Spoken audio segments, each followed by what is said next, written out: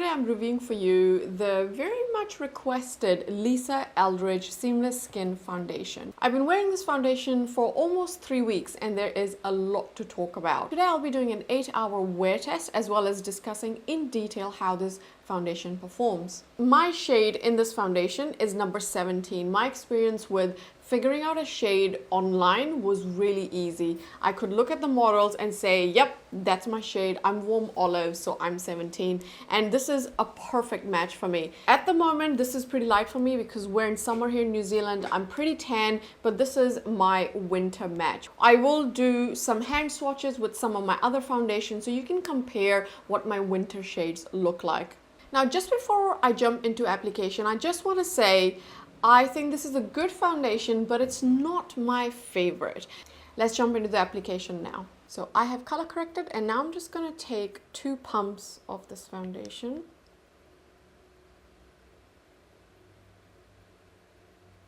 So 2 pumps is quite a lot. As you can see, I've dotted this around my face, but I wanted to show you right up till medium coverage because you can take this foundation up to a solid medium. Now I'm just taking my Hourglass foundation brush and I'm just going to buff this into the skin.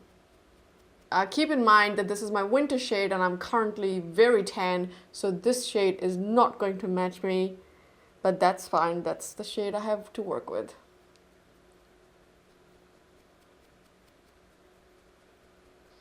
And I am just blending it into the skin. It is very easy to blend, so I don't have to work hard in terms of blending, which is really nice.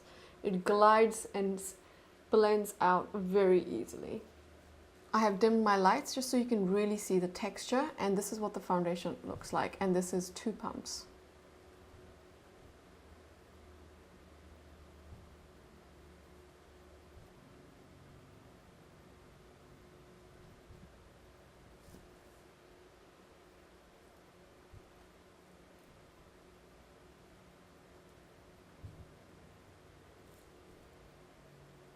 So initially when you first apply this foundation, it will feel and look very hydrating, and then it sets down to a demi-matte finish. So I'm going to go ahead and do the rest of my makeup and then we'll have a chat. This is how the foundation looks with the rest of my makeup on. I've also added the Charlotte Tilbury powder right in my forehead, around my mouth and my cheeks.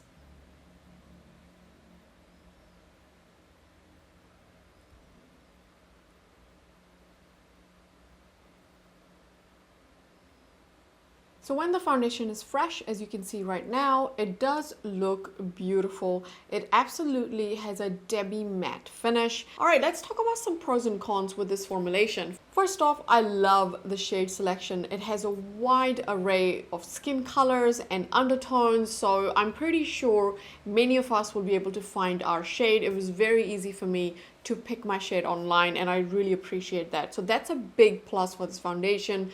Lots of shades, lots of various different undertones, especially with olive undertones. I was very happy to see it actually had a warm olive undertone, so that's a big plus for me.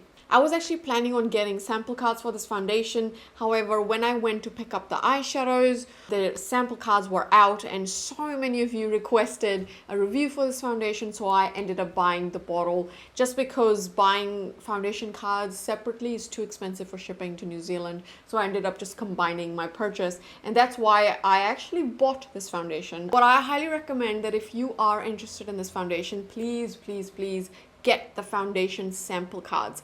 I think it's amazing that we can get these online. I know a few other brands do them, but they're not very common, and I love that Lisa Eldridge has given us that option that we can actually try her foundation first. If we love it, then we can go ahead and purchase.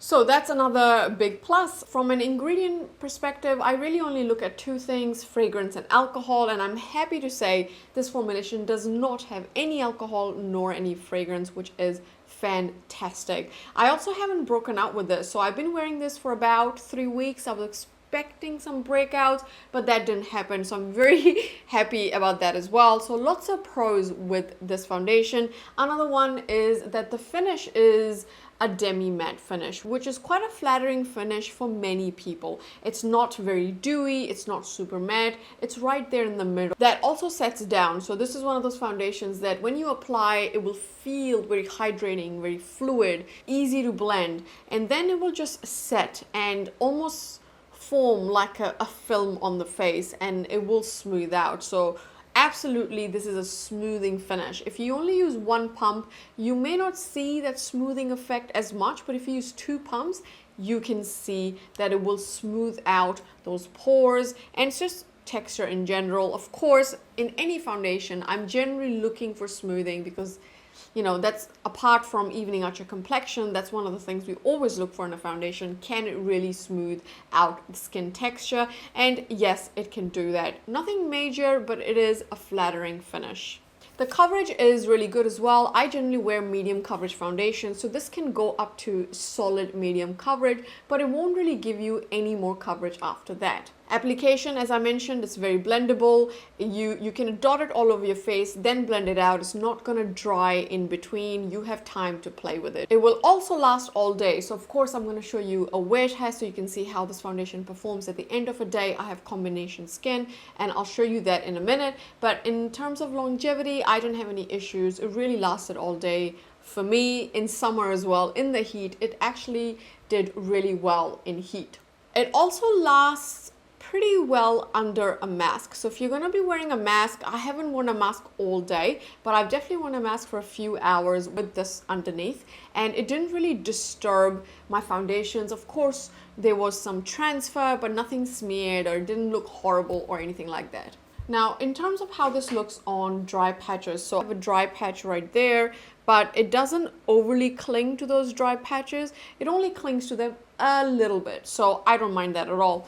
As for fine lines, it does settle into my laugh lines. I've got fine lines around here. Not too much settling, minimal settling. I'm okay with that. So this foundation sounds like a really great foundation, except there are 2 cons that I do want to talk about. And it's because of these 2 cons that this is not my favorite foundation. One is that it really does settle into enlarged pores. So on days when my pores aren't really that big, it will look nice, it will look smooth over those pores, and it will look great. However, as the day progresses, let's say I'm producing oil and perhaps my pores become a little bit more visible, I will see settling into my pore area, which is right here. Today, it's not a bad pore day for me, so it looks okay today, but as I've been wearing this for the last 3 weeks, it has settled into my pores on many occasions. So it's a bit inconsistent. I think it just depends on what my skin is like on that day. If my pores are relatively firm, this will look good, but if they aren't, it's not going to look that great. You will see some settling into pores. So just keep in mind, I think this is an important one, especially for those of you who may have very oily and enlarged pores. You've bought this foundation already. A good way to fix that is just using a bit of a smoothing mattifying primer on your pore area and then applying this foundation. And the other con with this formulation for me is that it gets cakey around the mouth. So around my mouth area, I have a little bit of a dry skin, and there are no patchiness. However, I don't get any dry patches. I just get a bit of dehydration in that area. So matte foundations typically can get cakey in this area while they may look good in my oily areas, and those are the type of foundations I avoid. I don't like wearing foundation where it looks cakey, and you can see that texture on the skin. It's a big no-no. And with this one, yeah, it looks cakey. So I'm just going to put a footage right here. So this is one of the days when I had this foundation on. I had built it up to medium coverage like today, just after 4 hours. So I'd really only worn this foundation for 4 hours. But as the day progresses, the area on my mouth got cakier and cakier, and it was very evident, and I was not happy with it at all. But those are the 2 problems I have with this foundation. The foundation is in fact pretty great for everything else. My combination skin with oily cheeks and dryness around the mouth area and dry patches on the forehead, for me, this foundation is good, not great. I think the finish is really good for the first half of the day, and then after that, it just looks cakey on me. It also settles into pores, and I'm not a fan of that. I have plenty of other foundations where none of that ever happens, where they don't settle into pores or give me any cakiness whatsoever. And so that's one of the reasons why this is definitely not my favorite foundation. It's good, don't get me wrong, there are a lot of pros in this, really, a lot of pros, and really just two cons, but those cons for me are almost a deal breaker. I do think this foundation will look great on some people, especially for people who don't have dryness. So if you have normal skin, or if you even have combination skin, but you don't really have this dehydration or this dryness on your face, I think you will enjoy this foundation. I don't think it will look cakey on you. If you're unsure, grab that sample card. That sample card is going to be a lifesaver. If you try it, you love it, you will be confident in your purchase. By the way, if you are interested in hearing about my top favorite foundations, I have recently filmed that video, so feel free to check that out. I'll pop the link at the top. So now let's have a look at the wear test and see what this foundation looks like after a few hours. Hey guys, this is what my skin looks like 8 hours later.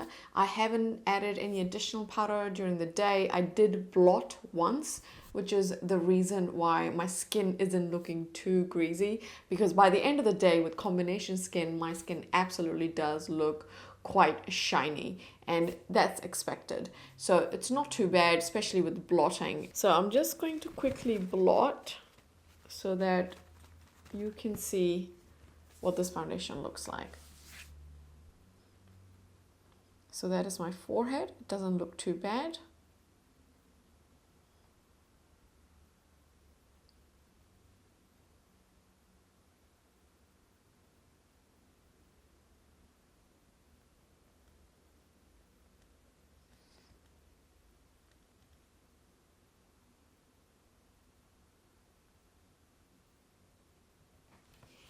Now, I don't know if the camera has picked up the little bit of cakiness I've got around my mouth area. It's not too bad. It's there, but it's not too bad.